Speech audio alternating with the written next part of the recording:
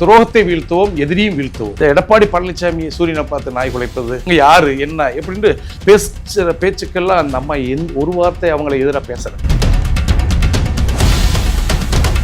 Edappadi Palaniswami, OPS, Dinakaran இவர்கள் எல்லாம் தனக்கு ஒரு பதவி வேணும்னால எதையும் பழி கொடுக்க தயாரா இருப்பாங்க. இந்த இரட்டை இலைக்கான ஒரு மதிப்பு அது இப்ப இழந்துருச்சு எடப்பாடி கிட்ட வந்த பிறகு அப்படின்னு சொல்றீங்களா? சின்னம் இருக்கிற இடத்துல இருந்தா மட்டுமே அதுக்கு மதிப்பு. உலக மகா துரோகி கிட்ட அந்த சின்னம் இருந்தா மக்கள் ஏத்துக்குருவாங்க. அதை அம்மா மக்கள் முன்னேற்றத்துக்கு கலைச்சு விட்டு அதிமுகவுக்கு சேர்ந்துடலாம்ல. பங்காளி சண்டை தானே உங்களுக்குள்ள. அதையே நீங்க என்டிஏ கூட்டணி, இது அதிமுக. அப்ப என்னடா வேஷம் கட்டுறீங்கன்னு நான் கேட்கிறேன்.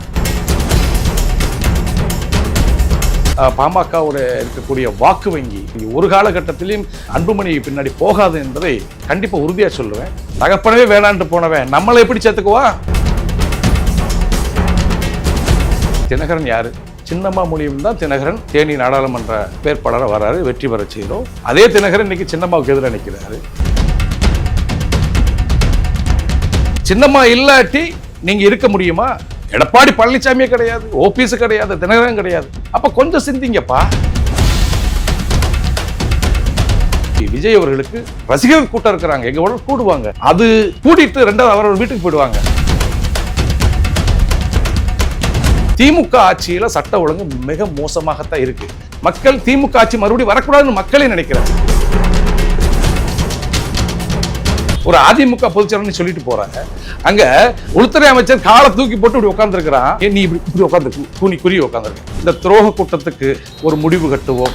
இறுதி கட்ட தேர்தல் எடப்பாடி கம்பெனிக்கு இந்த தேர்தல்.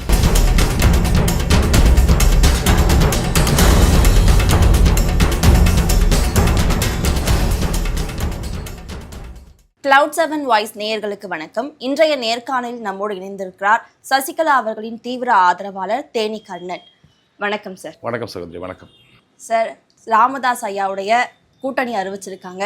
இதை எப்படி பார்க்கறது? இந்த தேர்தலில் இது எந்த மாதிரி ஒரு எதிரொலிக்கும், எந்த மாதிரியான ஒரு தாக்கத்தை ஏற்படுத்தும்னு நினைக்கிறீங்க?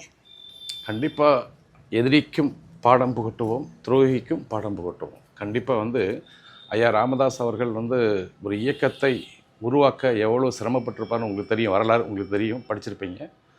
இன்னைக்கு ஒரு சூழ்ச்சியின் காரணமாக பெற்ற மகனவே பிரித்து அவருக்கு எதிராக கொண்டு போகிறாங்க. அப்போ மக்கள் அன்புமணி போனோடனே அந்த பாமக இருக்கக்கூடிய தொண்டர்கள்லாம் போயிட்டாங்கன்ற ஒரு பின்பத்தை காமிக்கிறாங்க. ஆகவே பாமக புரட்சித் தலைவர் பெயரில் ஆரம்பிக்கப்பட்ட அனைத்திந்திய புரட்சித் தலைவர் மக்கள் முன்னேற்ற கழகம் ரெண்டும் இணைந்து இந்த தேர்தலை சந்திக்க போகிறோம். கண்டிப்பாக ஒரு மாற்றத்தை ஏற்படுத்துவோம். அதுக்கடுத்தபடியாக துரோகத்தை வீழ்த்துவோம், எதிரியும் வீழ்த்துவோம். இது உறுதியாக மக்கள் வரவேற்கக்கூடிய ஒரு கூட்டணியாக இருக்கிறது. அது அல்லாதது இன்னும் பல இயக்கத்தோடு சின்னம்மா அவங்க தொடர்பு கொண்டு பேச்சுவார்த்தை நடத்தி கொண்டிருக்கிறார்கள். ஒரு இரு தினங்களில் கண்டிப்பாக ஒரு பலம் வாய்ந்த ஒரு கூட்டணியாக அமையும் என்ற நம்பிக்கை எங்களுக்கு இருக்குது. தொண்டர்களுடைய ஆரவாரம் இருக்கிறது, அதே ஒரு பொதுமக்களுடைய ஆரவாரமும் இருக்கிறது. கண்டிப்பாக வரக்கூடிய தேர்தல் முடிவு என்பது திமுகவுக்கு எதிரான நிலையிலும் இருக்கும், துரோகிக்கு மிகப்பெரிய ஒரு வீழ்ச்சியும் கொடுக்கும். சார், நீண்ட காலமாக சசிகலா அவர்கள் அமைதியாகவே இருந்தாங்க. ஸோ அவர் அடுத்து என்ன பண்ணுவாங்க அப்படின்னு யோசிச்சுட்டு இருந்த டைமில் கட்சி ஆரம்பித்து ஒரு திருப்பத்தை ஏற்படுத்தினாங்க. இப்போ கூட்டணி இந்த பேச்சுவார்த்தையெல்லாம் நடக்கிறப்ப இது அதிமுகவை தோற்கடிக்கிறதுக்காக கட்சியை ஆரம்பித்தாங்களா அப்படின்ற ஒரு விமர்சனம் இருக்குது. இல்லை, ஒரு விஷயம் சகோதரி நீங்கள் நல்லா புரிஞ்சுக்கணும். சிறை மீண்டு வெளிவந்து இயக்கம் அந்த கொடி அந்த பசும்பொன்னில் ஒரு கூட்டத்தை போட்டு கொடியை அறிமுகப்படுத்தாங்க. அன்று தொட்டு அதுக்கு முன்னாடி ஒரு நாளைக்கு முன்னாடி கூட அந்த இயக்கம் ஒன்றுபட வேண்டும், எல்லாரும் ஒன்று சேருவோம். நீங்கள் என்னை பற்றி என்ன பேசியிருந்தாலும் அதை மன்னிச்சிடுறேன். மறுபடியும் உங்களை யாராவது ஒரு ஆளை முதலமைச்சராகத்தான் நான் பாடுபடுறேன். வாங்க ஒன்று சேருவோம், பேசுவோம்னு ஒரு தாயுள்ளம் கொண்டு ரொம்ப பொறுமையாக தான் இருந்தாங்க. அதுக்கு அவங்க செவி சாய்க்கலை. அப்போ தொண்டர்கள் எல்லாம் தொடர்ச்சியாக சின்னம்மா என்னைக்கு சிறைமீண்டு அன்று தொட்டு அம்மா இவங்க ஆக மாட்டாங்க, இவங்களெல்லாம் சுயநலவாதிகள், கண்டிப்பாக நீங்கள் தான் எங்கள் தலைமை, நாங்கள் உங்களை தேர்ந்தெடுத்தோம். ஏன்னா அம்மா இறப்புக்கு பிறகு கடக்கோடி தொண்டன் கையொப்பமிட்டு அந்த படிவத்தில் எங்களுடைய பொதுச்செயலாளர் அம்மாவுக்கு அடுத்தபடியாக சின்னம்மா என்ற அந்த பெயரை குறிப்பிட்டு எல்லாத்தையும் அனுப்பிச்சாச்சு. எந்த எதிர்ப்பும் இல்லாமல் சின்னம்மாவை தேர்ந்தெடுத்தாங்க. அது உங்களுக்கு தெரியும்னு நினைக்கிறேன். இக்கட்டான சூழ்நிலையை சிறைக்கு போகிறாங்க. ஆனால் பொதுச்செயலாளர் பதவியோடு தான் போகிறாங்க, உங்களை முதலமைச்சராக கேட்டு போகிறாங்க. அந்த சூழலில் இவங்க என்ன செய்ய, சிறை சென்று ஒரு 2 மாதத்தில் சின்னம்மாவை நீக்கிறாங்க. சின்னம்மாவை நீக்கணும், யாரை நீக்கணும்? தொண்டன் தான் நீக்கணும். தொண்டனால் உருவாக்கப்பட்ட ஒரு தலைவரை தொண்டன் தான் நீக்கணும். இவர்களால் புதிதாக நியமிக்கப்பட்ட செயற்குழு பொதுக்குழு இவங்களாம் ஒரு கூட்டத்தை கூட்டிட்டு நீக்கிடுறாங்க.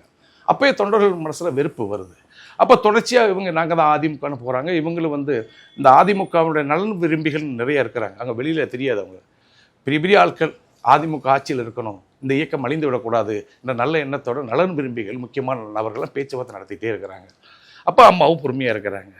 இடையில முன்னாள் அமைச்சர்கள் அம்மாவை கொச்சப்படுத்துவது, அதே போல் இந்த எடப்பாடி பழனிசாமி சூரியனை பார்த்து நாய் குலைப்பது, இவங்களுக்கெல்லாம் கட்சிக்கு சம்மந்தம் இல்லை, இவங்க யார் என்ன எப்படின்ட்டு பேசுகிற பேச்சுக்கெல்லாம் அந்த அம்மா ஒரு வார்த்தை அவங்கள எதிராக பேசலை.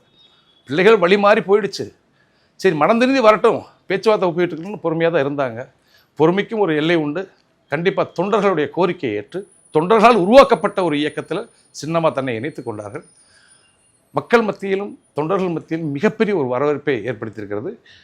4வது நாளாக விருப்பமனு போயிட்டு இன்றைக்கி எக்ஸ்டெண்ட் பண்ணியிருக்கிறாங்க. 5வது நாளாக அங்கே போய் பாருங்கள். உங்கள் இந்த சூட்டு முடிச்சுட்டு நீங்கள் போயஸ் கார்டன் போங்க, எவ்வளோ கூட்டம் லைனில் நின்று விருப்பமனு கட்டுறாங்க, அவ்வளோ ஒரு ஆரவாரத்தோடு இருக்கிறாங்கன்ற போது இந்த தேர்தல் என்பது மிகப்பெரிய ஒரு மக்கள் எதிர்க்கட்சிக்கும் அதே போல் துரோக கூட்டத்துக்கும் அதிர்ச்சியை கொடுக்கக்கூடிய தேர்தலாக இருக்குது.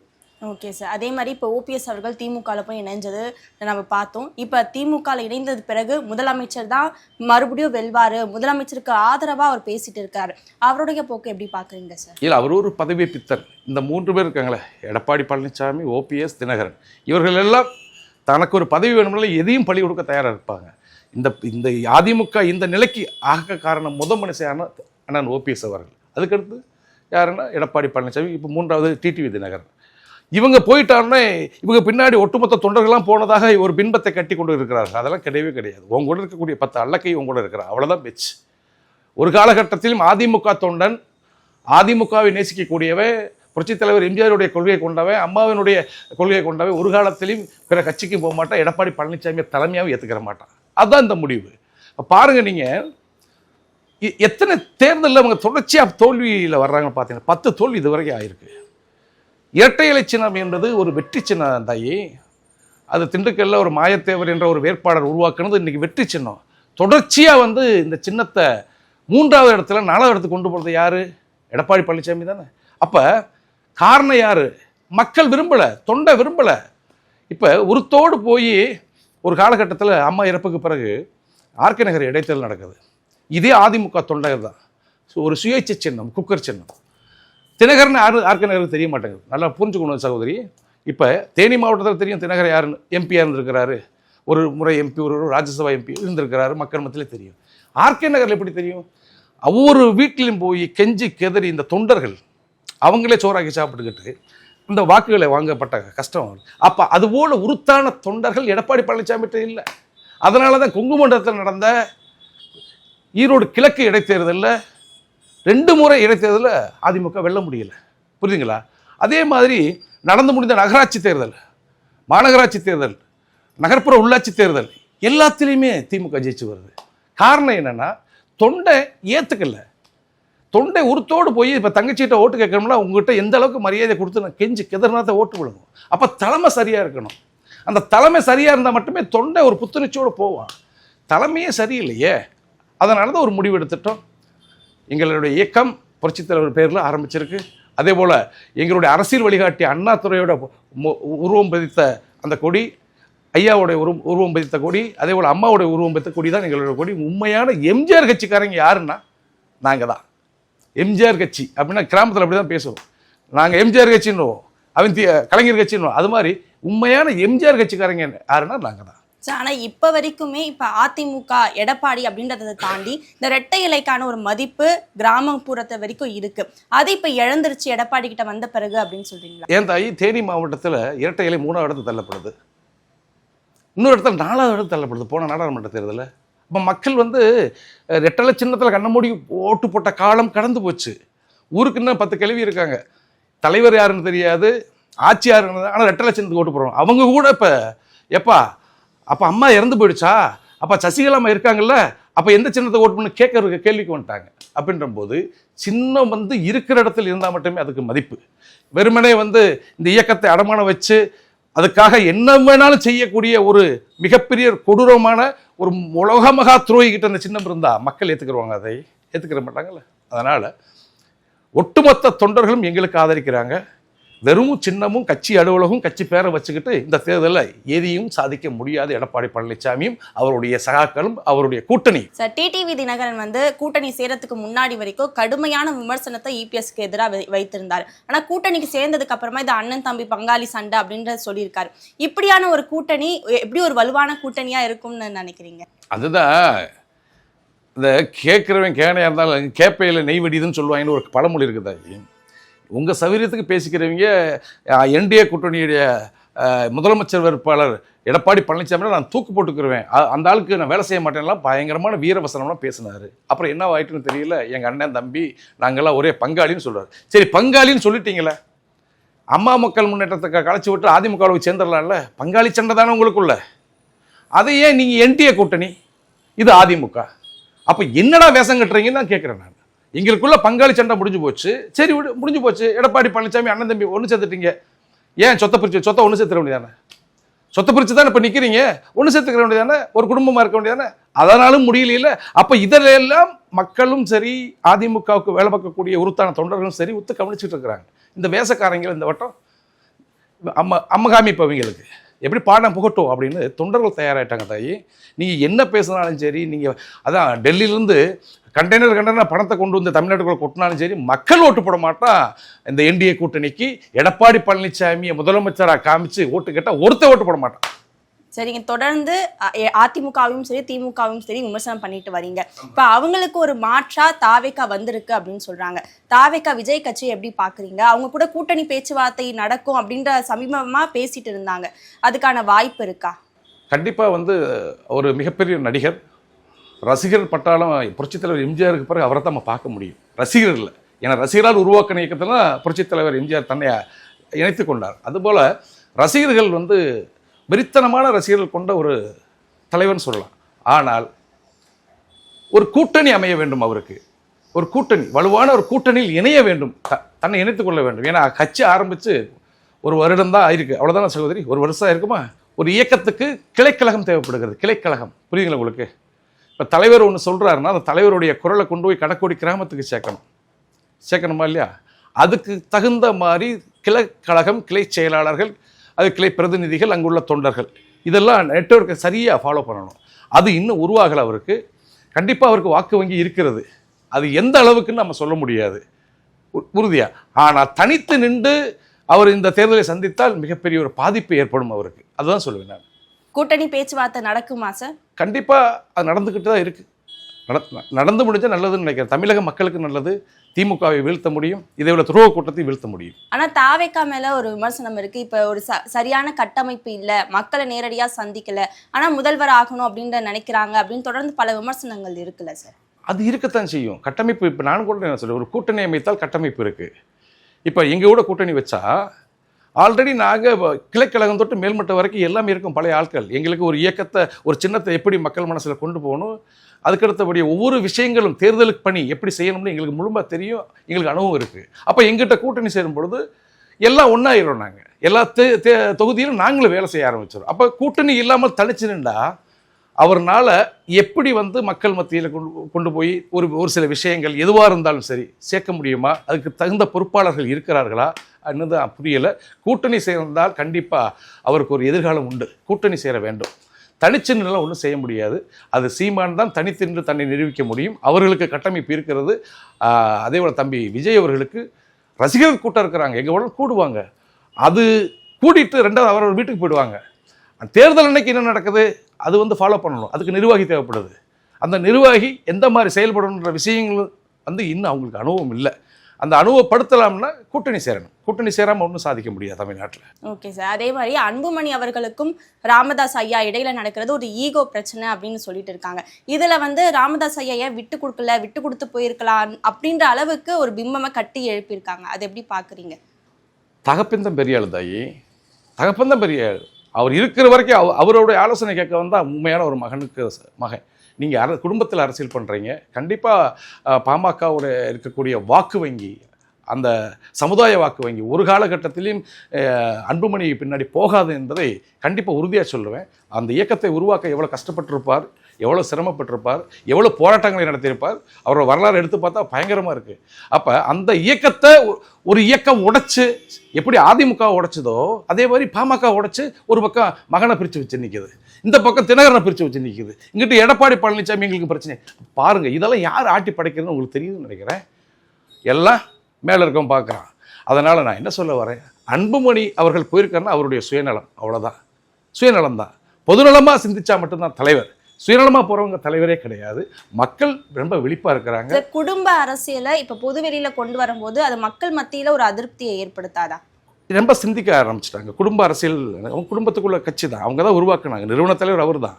மகனுக்கும் பொறுப்பை கொடுத்துருந்தாங்க. மகன் இப்போ கட்சி என் கட்சின்னு போகும்போது இது யாருனால் இதை ஆட்டி படைக்கிறது யாருன்னு அதை சிந்திக்க ஆரம்பிக்கிறாங்களே. யாருனாலும் அன்புமணி இந்த திசை மாறி போயிருக்கிறாரு. பெற்றெடுத்த தகப்பனை வெறுக்கிறாரு.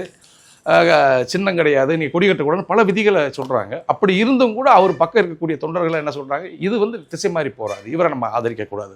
அதனால் கண்டிப்பாக மக்கள் சரியாக இருக்கிறாங்க. இதெல்லாம் ஆட்டி படைக்கிறாரு, அவங்களுக்கு ஒரு பாடத்தை புகட்டவும், என்ன ஆனாலும் சரி இதுக்கு ஒரு பாடத்தை புகட்டணும்னு சொல்லி இருக்கிறாங்க. சார், ஏன்னா ஆரம்பத்துல மகனை அவர் தான் அரசியலுக்குள்ள கொண்டு வந்தாரு.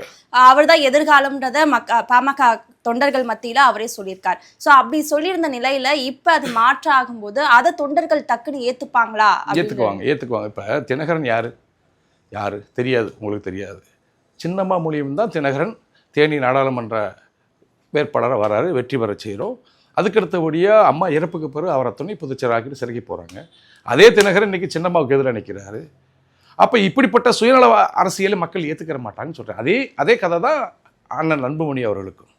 இப்போ தான் புத்தியில் இல்லை, அவங்க பிறர் புத்தியில் தான் ஓடிட்டு இருக்கிறாங்க. சின்னம்மா இல்லாட்டி நீங்கள் இருக்க முடியுமா? எடப்பாடி பழனிசாமியே கிடையாது, ஓபிஎஸ் கிடையாது, தினகரன் கிடையாது. அப்போ கொஞ்சம் சிந்திங்கப்பா, கொஞ்சம் சிந்திச்ச. அதெல்லாம் கிடையாது. அவங்களுக்கு தேவை பதவி, பணம். ஆமாம், 300 கோடி வாங்கியிருக்காரா? எப்படி அமமுகவை இணைப்பதுக்கு 300 கோடி. அப்போ இவர் எத்தனாயிரம் கோடி வாங்கியிருக்காருன்னு தெரியாது. அப்போ இந்த கட்சியை வளர்க்க எவ்வளோ கஷ்டப்பட்ட ஒரு மனசன் அவர் மனசில் எப்படி இருக்கும்? அப்போ மக்கள் எல்லாம் ஒத்து கவனிப்பாங்க. தகப்பனவே வேணான்ட்டு போனவன் நம்மளை எப்படி சேர்த்துக்குவா, இவனுக்கு ஏன் ஆதரிக்கணும்னு நினைப்பாங்களா இல்லையா? பெற்றெடுத்த தாய் தந்தை வேணாம். அப்போ ஒரு பின்னாடி போனால் என்ன இருக்குது, அதை எல்லாமே யோசிப்பாங்க சகோதரி. இப்போ எல்லாம் ஒரு செகண்டில் ஒரு விஷயத்தை அப்படியே வாட்ஸ்அப் ஃபேஸ்புக்கில் அப்படியே பரவுது, எல்லாம் படித்து பார்க்குறாங்க. எங்கள் ஊரில் மாடு மேய்க்கிறவங்க கூட சாட் பண்ணிக்கிட்டு இருக்கான் உட்காந்துட்டு. அப்படின்ற போது அரசியல் அந்த காலம் அல்ல, சும்மா கவர்ச்சி அரசியல் பண்ண முடியாது. என்ன பண்ணு நாங்கள் இதுக்கு முன்னாடி அப்படியே பார்க்குறோம். அதனால் கண்டிப்பாக இந்த துரோக கூட்டத்துக்கு ஒரு முடிவு கட்டுவோம்.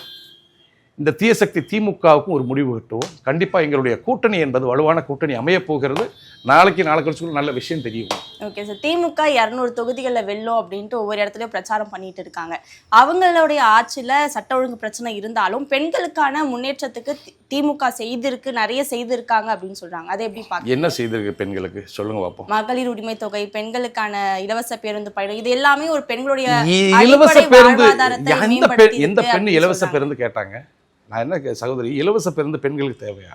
இப்போ சாதாரண சின்ன சண்டை பஸ்ஸில் இது கோடி கோச்சுக்கு போயிடுது. ஒரு கிராமத்துகளில் 2 பஸ் ஓசி பஸ் விட்டாச்சுன்னா ஓசி பஸ் ஏறி அம்மா வீட்டுக்கு போயிடுதுங்க. அப்போ அந்த குடும்பத்தில் ஒரு குழப்பத்தை உண்டு இந்த இலவச பஸ்ஸு நாங்கள் யாரும் கேட்கல. அதுக்கடுத்தபடியே மாதம் நீங்கள் 1000 ரூபா கொடுக்குறீங்க. யாரும் கலைஞர் விட்டு அப்பை விட்டு சொத்தை கொடுக்கல, மக்கள் வரி பணத்தை தான் கொடுக்குறீங்க. அதுக்கடுத்தபடி இப்போ மட்டும் ஏன் 5000 ரூபா கொடுக்கணும்? கோடைகால நிவாரணம் மாதிரி ஒரு 5000 கொடுக்குறோம். அதையும் அதே பெண்கள் சொல்கிறாங்க. அதை பற்றி பெருசாகலாம் ஃபீல் பண்ணல. இப்போ இலவசத்தை வச்செல்லாம் மக்களை கவர்ந்துட முடியாது தாயி. அதனால் சட்ட ஒழுங்கு ரொம்ப மோசமாக போச்சு எங்கள் தமிழ்நாட்டுக்குள்ளே. அதனால் உங்களுக்கு தெரியும் நினைக்கிறேன். கஞ்சா எங்கே பார்த்தாலும் காலேஜ் ஸ்கூல் எல்லாம் கஞ்சா. டாஸ்மார்க்கில் போய் பார்த்தா பசங்களாம் உட்காந்து குடிச்சிட்டு இருக்கானுவ. அப்படின்ற போது சட்ட ஒழுங்கு ரொம்ப மோசமாக இருக்குது. கொலை கொள்ளை பாலியல் தான் அதிகமாக இருக்குது. பெண்கள் நிம்மதியாக எங்கேயும் போக முடியலை. அதை ஈவர்க்கமின்றி விட்டுறாங்க. இதெல்லாம் பார்க்கும்போது சட்ட ஒழுங்கு அம்மா எப்படி வச்சுருந்தாங்க உங்களுக்கு தெரியும் நினைக்கிறேன். அம்மா ஆட்சி காலத்தில் ரவுடின்னு சொன்னால் அவனை என்கவுண்டர் தான். ரவுடிசமே இருக்காது அம்மா ஆட்சி காலத்தில். ஆனால் திமுக வந்துட்டால் ரவுடியெல்லாம் புத்துயிர் வந்துடுவாங்க. சின்ன பிள்ளைந்து மேலே வரைக்கும் ரவுடி பெரிய ஆயிடுவாங்க. அதே மாதிரி சிறைச்சாலையில் இருக்கிற ரவுடிகளை விடுதலை வந்துடும். 10 வருஷம் வெளியே போட்டு அனுப்பிச்சி விட்ருவாங்க. அண்ணா பிறந்தனாலும் இந்த பிறந்தனாலும் அந்த பிறந்தனாலும் வெளியே வந்துடுவாங்க. அதனால் திமுக ஆட்சியில் சட்ட ஒழுங்கு மிக மோசமாகத்தான் இருக்குது. அதாவது மக்கள் விரும்பாமல் இருக்கிறாங்க. மக்கள் திமுக ஆட்சி மறுபடியும் வரக்கூடாதுன்னு மக்களே நினைக்கிறாங்க. ஏன்னா நிம்மதியை எங்கே வாக்கிங் கூட போக முடியாது தாயி. செல்ல பிடிக்கிட்டு ஓடிடுறான். புடிக்காட்டி கையில் வெட்டி போட்டு போயிடுவேன். அப்போ அப்படி இருக்குது. அம்மா ஒரு நாளைக்கு ஒரு செய்தி நம்ம பார்க்குறோம், ஊடகத்தில் பார்க்குறோம். அம்மா ஆட்சியில் அப்படிலாம் நடக்காது. அதனால் ஆட்சி மாற்றங்கள் ஏற்படுறதுக்கு மக்களே ஒரு முடிவு எடுப்பாங்க. கண்டிப்பாக அவங்க சொல்லிக்கலாம் 200 தொகுதி இல்லை 234 நாங்கள் தான் கூட சொல்லலாம். மக்கள் விரும்பி வாக்களித்தா மட்டுமே அது சாத்தியப்படும். Okay sir. அதே மாதிரி இப்போ இபிஎஸ் அவர்கள் ஒரு கூட்டணி முடிவை கூட எடுக்க முடியாத ஒரு நிலையில இருக்காரு. அடிக்கடி டெல்லிக்கு போகிறாரு, டெல்லியில் என்ன சொல்கிறாங்களோ அதுதான் நடத்துகிறாரு அப்படின்ற விமர்சனங்கள்லாம் இருக்குது. அதை எப்படி பார்க்குறீங்க சார்? இபிஎஸ் அதான் சொல்ல வரேன். நான் பெரிய ஆளுமைன்னு சொல்லிக்கிறாரு, பேசுகிறாரு, மைக்கு பிடிச்சலாம் பேசுகிறாரு. சரி, இந்த கூட்டணிக்கு யார் தலைவர்? இந்த என்டிஏ கூட்டணிக்கு தலைவர் யாருன்னா நீங்கள் சொல்லக்கூடிய எடப்பாடி கம்பெனி. நான் அதிமுக ஒரு காலத்தில் சொல்ல மாட்டேன். எடப்பாடி கம்பெனிக்கு தலைவர் யார்? நீங்கள் தான். அந்த கூட்டணிக்கு நீங்கள் தான் தலைவர். சரி, நீங்கள் எதுக்கு டெல்லிக்கு போகிறீங்க? டெல்லி கூட்டணி கூட வச்சிருக்கு. நீங்கள் சொல்கிற முடிவைத்தான் அவங்க எடுக்கணும். நீங்கள் கொடுக்குற சீட்டை தான் அவங்க வாங்கணும். அப்படி தான் அம்மா காலகட்டத்தில் போயஸ்காரனுக்கு வருவாங்க. மோடியாக இருந்தாலும் சரி, அத்வானியாக இருந்தாலும் சரி, யாராக இருந்தாலும் சரி, அங்கே தான் வருவாங்க. அப்படின்னு ஃபோன் அடித்தா கிளம்பிடுறாங்க. ஃபோன் அடித்த உடனே கிளம்பிடுறாங்களா? எந்த சொல்லையும் கிடையாது, அப்படியே கிளம்பிடுறாங்க. போய் அங்கே போய் 4 மணி நேரம் 3 மணி நேரம் வெயிட் பண்ணி அவரை பார்க்குறது என்ன இருக்குது? ஒரு கட்சிக்குள்ளே உங்களுக்கெல்லாம் ஒரு சுயமாக ஒரு முடிவெடுக்க முடியல அப்படின்ற போது கட்சி விட்டு ஓடிறேன் நான் கேட்குறேன். ஏன்? அதனால தான் தொண்டர்கள் வெக்கப்படுறான். ஒரு ஆனஸ்ட்டாக இருந்த தாயி நாங்கள் அதிமுக தொண்டர்னா ஆனஸ்ட்டாக காலை தூக்கி நடப்போம். திமுக காரனை பார்த்து முறைச்சி பார்ப்போம் நாங்கள். அப்படி இருந்த ஒரு இயக்கது. எங்கள் 2 பேத்துக்கு தான் போட்டி. கிராமப்புறங்களை இப்போ திமுகவா அப்படா அவன் வீட்டுக்கு போகக்கூடாது. அந்த அளவுக்கு இருந்த ஒரு வெறித்தனமான தொண்டை இன்னைக்கு தலை குனிஞ்சு நடக்கக்கூடிய சூழலுக்கு கொண்டு வந்தது யார்? இந்த அடிமை கூட்டம் தானே. அப்பன்றபோது இவர்கள் கூட்டணி பேச்சுவார்த்தை நடத்துகிறோம் என்று போய் அங்கே வாரத்தில் 3 நாள் அங்கே போய் ஜி நமஸ்கார் ஜின்னு அவன் எங்கள் காலை பிடிக்கிறது, உதர் பைட் அப்படின்னு காலை இப்படி தூக்கி போட்டு உட்காந்து பேசுறது, அந்த ஃபோட்டோவை பார்க்குறது எவ்வளோ வருத்தமாக இருக்குது. ஒரு அதிமுக பொதுச்செயலாளர்னு சொல்லிட்டு போகிற அங்கே உள்துறை அமைச்சர் காலை தூக்கி போட்டு இப்படி உட்காந்துருக்கிறான். அதை ஃபோட்டோ போடுறாங்க. நீ இப்படி உட்காந்து குறுகி உட்காந்துருக்க. அப்போ இப்படிலாம் இருந்துட்டு நீ மக்கள் மத்தியில் ஓட்டு கேட்டால் மக்கள் எப்படி ஓட்டு போடுவான்? உலக மகா துரோகி, பணத்துக்காக எதுவும் செய்யக்கூடிய நபர்னு தெரியும். ஆனால் அப்படி இருந்து அதிமுக என்ற பேரை வச்சுக்கிட்டு கட்சி நான் தான் சொல்கிறேன். சரி, ஆனஸ்டாக இருந்து பாரு. அதான் சின்னம்மா போன சட்டமன்றத்தில் ஒரு வாய்ப்பு கொடுத்தாங்க. சரி, கட்சி உங்கள்கிட்ட தான் இருக்க வச்சுக்க. நான் எட்டலைக்கு எதிராக வேலை பார்க்கல. நான் அதிமுக ஆட்சி வரணும்னு நான் சாமியை கும்பிட்றேன்ப்பா அப்படின்னு போன சட்டமன்ற தேர்தலில் சின்னம்மா தேர்தல் வேலை பார்க்கல. ஆனால் ஆதரவாக பேசுனாங்க. ஜெயிச்சு காமிச்சிக்கலாம்ல, முடியல. சரி, தொடர்ச்சியாக என்ன நடக்குதுன்னு பார்த்தா தொடர்ச்சியாக தோல்வி. அப்போ தொண்டர்களுடைய முடிவுக்கு நம்ம போயிடணும் தான் இப்போ வந்திருக்கிறாங்க. கண்டிப்பாக ஒரு ஈனமற்றவர்கள் தான் இந்த என்டிஏ கூட்டணி இருக்கக்கூடிய அத்துணை பேரும் ஈனமற்றவர்கள், ரோசம் இல்லாதவங்க. நல்லா புரிஞ்சுங்க. ரோசப்பட்ட வேதனை இருக்க மாட்டான். தினகரன் டிஆர்ஜி இருந்து வெளியே வராரு. வந்து என்ன சொல்கிறாருன்னா, இன்னும் 20 வருஷம் என்னை உள்ளே போட்டாலும் 20 வருஷம் கழித்து வெளியே வந்து கூட நான் பாஜகவுக்கு எதிராக அரசியல் பண்ணுன்ற போது நல்ல கூட்டங்கள் வந்துச்சு. எங்கே சென்றாலும் அவரை ஃபாலோ பண்ணி வந்தாங்க. இன்னைக்கு அண்ணாமலை தான் என்னைக்கு தலைவர்னு சொன்ன அன்னைக்கு இருக்குன்னு ஒரு பிச்சுக்கிட்டான். இப்போ தினகரன் கூட யார் இருக்கான்னு நினைச்சிங்க? யாருமே கிடையாது. ஒரு சில நபர்கள் இருக்கிறாங்க, அவ்வளோதான். அது மாதிரி இவர்கள் பின்னாடி யாரும் கிடையாது. இந்த மேல்மட்டத்தில் இருக்கக்கூடிய முன்னாள் அமைச்சர்களும் இந்த எம்எல்ஏ சிட்டிங் எம்எல்ஏ இருந்தாங்க. இப்போ பதவி காலியாக போச்சு. அவங்களும் கூட என்ன வழி இல்லாமல் இருக்கிறானோ. இந்த தேர்தல் கட்ட சுத்தமாக இல்லை. இறுதிக்கட்ட தேர்தல் எடப்பாடி கம்பெனிக்கு இந்த தேர்தல். தென் மாவட்டங்களில் அதிமுகவுக்கு ஒரு பலமான சூழல் இருக்கா சார்? இல்லைன்னா இப்போ சசிகலா பிரிவு, ஓபிஎஸ் பிரிவு, இதனால் அங்கே ஒரு தாக்கத்தை ஏற்படுத்துறதுக்கான வாய்ப்பு இருக்கா? தென் மாவட்டம் என்று குறிப்பிட்டு நீங்கள் பேசவே வேண்டாம். தமிழகம் முழுக்கவே எடப்பாடி பழனிசாமிக்கு தாக்கம் இருக்கிறது. திமுக மேலே பொதுமக்களுக்கு எதிர்ப்பும் இருக்கிறது. அதை பூர்த்தி பண்ண தான் நாங்கள் ஒரு கூட்டணி அமைச்சிட்டு இருக்கோம். தென் மாவட்டம் மட்டும் குறிப்பாக வச்சு நம்ம பேச வேண்டாம். எல்லா இடத்துலையுமே எடப்பாடி பழனிசாமி பிடிக்கல. அப்புறம் எதுக்கு கொங்கு மண்டலத்தை பெருசாக ஜெயிச்சு வந்துட்டாங்களா? இல்லையே. நான் இருந்தாலும் அவர்கள் என்னுடைய தலைமையில தான் கூட்டணி, நான் தான் முதல்வர் வேட்பாளர் அப்படின்றத இபிஎஸ்ஏ பல இடங்கள்ல அறிவிச்சிருக்காருல்ல சார். பல இடங்கள். அது பெரிய விஷயமாம்மா? இல்ல, இன்னும் தினகரன் ஏத்துக்கலையே தாயி. தினகரன் இன்னும் அவரை ஏத்துக்கவே கிடையாது, ஏத்துக்கலையே. அப்படின்ற போது பிஜேபி பத்தி உங்களுக்கு தெரியும் நினைக்கிறேன். ஒரு மிகப்பெரிய ஒரு இயக்கம் சிவசேனா. அங்க உத்தம் தாக்கரே என்ன நிலைமை காணாரு, புதுசா ஒருத்தர் உருவானாரு, அந்த இயக்கத்தை அழிச்சாங்களே. அப்படியே அதுதான் சிங்காரிச்சு மூக்க இருப்பாங்க. ஆனா அந்த நிலைக்கு ஆக போறது கிடையாது. நான் என்ன சொல்ல வரேன், அவங்க ஒரு பிளான்ல இருக்கிறாங்க தேசிய கட்சிகள். ஆனால் மக்கள் இங்கே ஆதரவு இல்லையே. மக்கள் ஆதரித்து ஒரு குறிப்பிட்ட இடங்களை ஜெயிச்சு ஒரு டஃப் கொடுக்குற அளவுக்கு வருமாறு இருந்தது தான் வேண்டாம். பிஜேபி அதோடைய வேலையை ஆரம்பிக்கும், அதோடைய வேலையை மறுபடியும் ஒரு ஏக்நாத் சிண்டே வந்துடுவார், அது வேற. ஆனால் அந்த நிலைமை கூட வர முடியாதே தாயி, வர முடியாது. மக்கள் ஆதரவு இல்லையே. ஓட்டு போட தொண்டை வேணும், ஓட்டு கேட்க தொண்டை வேணும். நான் சொன்னேன் பாரு, ஆர்கே நகரில் நாங்கள் எப்படி ஃபீல்டு ஒர்க் பண்ணோம், அது மாதிரி ஃபீல்டு ஒர்க் பண்ணால் மட்டும்தான் வெற்றி பெற முடியும். அந்த உருத்தான தொண்டர்கள் எடப்பாடி பழனிசாமிக்கு ஆதரவாக இல்லை. ஆகவே வெறுமனே சொல்லலாம், எப்படி இன்னைக்கு சொல்லுவார் திமுக சொல்லுவார் 234 தொகுதியில் எங்களுக்கு கண்ணு எட்டுற அளவுக்கு எங்களுக்கு எதிரியே இல்லைன்றாங்க. எதிரி இருக்குமே, இந்த இங்கே உட்காந்துருக்கமே, நான் கூட எதிரி தானே, எதிரியே இல்லைன்றபடி அது மாதிரி தன்னை மறந்து திரிகிறார்கள் எடப்பாடி கூடாரம். கண்டிப்பாக இந்த தேர்தல் என்பது இறுதிக்கட்ட தேர்தலாக இருக்கும். கண்டிப்பாக அதிமுக தொண்டர்களையும் சரி, அதே போல் பொதுமக்களையும் சரி காப்பாற்ற புரட்சித்தாய் சின்னம்மா வந்திருக்கிறாங்க. கண்டிப்பாக கடக்கோடி தொண்டன் கூட முதலமைச்சராகலாம், ஒரு சுதந்திரமான ஒரு இயக்கமாக உருவாக்குவாங்க, எம்ஜிஆரினுடைய ஆசையோடு, அம்மாவின் ஆசையோடு. இப்ப தொடர்ந்து 4 முனை போட்டி அப்படின்னு சொல்லிட்டு இருக்காங்க. இதற்கு முன்னாடி வரைக்கும் நாம் தமிழர் கட்சியாக இருக்கட்டும், இபிஎஸ் அவர்கள், திமுக ஒரு பக்கம், இன்னொரு பக்கம் விஜய் அவர்கள் சொல்லிட்டு 4 முனை போட்டி தான் இந்த 2026 தேர்தல் களம் சொல்லிட்டு இடையில தான் அம்மா அவர்கள் கட்சியை ஆரம்பிச்சாங்க. இது எப்படி ஒரு தாக்கத்தை ஏற்படுத்தி இருக்குன்னு நினைக்கிறீங்க? இப்போ 4 முனை போட்டுன்னு விஜயை வச்சு அவர் தனியாக நிற்க போகிறோன்னு சொன்னாங்க. இப்போ ஐயா ராமதாஸுங்கிட்ட வந்துடும் ஒரு பலம் வாய்ந்த ஒரு இயக்கம். இப்போ நாங்கள் இருக்கிறோம், அதிமுக தொண்டர்கள் 90% பேர் எங்கிட்ட இருக்கும் பொழுது நாங்கள் தான் உண்மையான எம்ஜிஆர் கட்சிக்காரங்க. அப்போ நாங்கள் தான் அதிமுகன்னு நீங்கள் நினச்சிக்கணும். அப்போ அதிமுகவோட பாமக கூட்டணி, அப்போ சரியான கூட்டணி. அதுக்கடுத்து விஜய் அவர்கள், தம்பி விஜய் அவர்கள் வந்தாலும் பலம் வாய்ந்த கூட்டணி எங்களுடைய கூட்டணியாகத்தான் இருக்கும். அதில் எந்த மாற்றமில்லை. 2 முறை போட்டி தான் எங்களுக்கும் திமுக போட்டி. எடப்பாடி கம்பெனி சீன்லேயே கிடையாத அளவுக்கு போயிடுவாங்க. ஆனா இப்பவும் அதிமுக ஒரு தாக்கத்தோட தானே இருக்கு சார். திராவிட கட்சிகள் தான் அதிமுக வெர்சஸ் திமுக அப்படின்ற ஒரு நிலைப்பாடு தான் இந்த தேர்தலையும் இருக்கு அப்படின்றத சொல்றாங்க. ஊடகத்துல பேர் இருக்குல்ல தாயி, அவங்ககிட்ட அதிமுகன்னு பேர் இருக்கு, ரெட்டலை சின்ன இருக்கு, அதனால நீங்க பேசலாம். அடிப்படையில மக்கள் என்ன மனநிலை இருக்கான்னு நாங்கள் ஒத்து கவனிக்கிறவங்க, மாவட்ட வாரியாக சுற்றுருவோங்க. அதனால் எங்ககிட்ட பலம் வாய்ந்த ஒரு இயக்கம் பாமக இருக்கிறது. அதிமுக தொண்டர், கோடிக்கணக்கான தொண்டர்கள் எங்கிட்ட இருக்கும் பொழுது உண்மையிலே தேர்தல் முடிவுக்கு பிறகு தெரியும் எங்களுக்கும் திமுகவுக்கு தான் போட்டி நடந்திருக்குது, இவங்க சீண்டே இல்லை என்பதை நீங்கள் புரிஞ்சு கொள்வீங்க. பல்வேறு தகவல்களை பகிர்ந்து கொண்டதுக்கு நன்றி சார்.